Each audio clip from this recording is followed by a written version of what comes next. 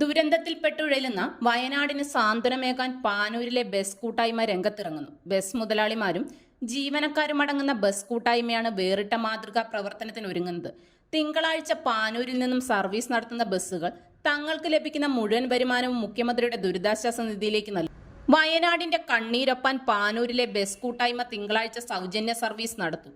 Panoor bus stand കേന്ദ്രീകരിച്ച് വിവിധ ഭാഗങ്ങളിലേക്ക് പോകുന്ന ബസ്സുകളാണ് വയനാടിന് വേണ്ടി യാത്ര ചെയ്യുക. നിലവിൽ 42ഓളം ബസ്സുകൾ ഇതിന് തയ്യാറായി കഴിഞ്ഞു. ഇനിയും കൂടുതൽ ബസ്സുകൾ തയ്യാറാകുമെന്നാണ് ഭാരവാഹികളുടെ പ്രതീക്ഷ.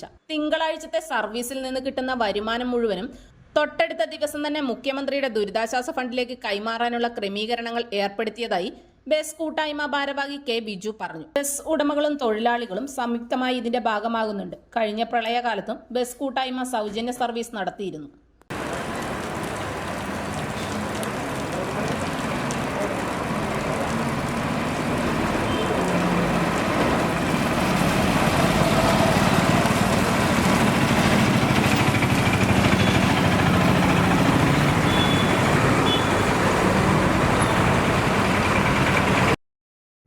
കൊല്ലംപറമ്പിൽ ബോർവെൽസ്, ചെറുപുഴ കുഴൽ കിണറുകൾ ഏറ്റവും കുറഞ്ഞ നിരക്കിൽ നിർമ്മിച്ചു നൽകുന്നു.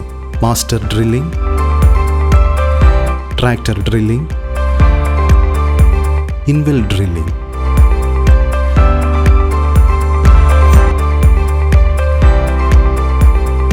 കുഴൽ കിണറുകൾക്ക് കമ്പ്യൂട്ടറൈസ്ഡ് സ്ഥാനനിർണ്ണയം. കേരള സർക്കാർ അംഗീകൃത ഏജൻസി.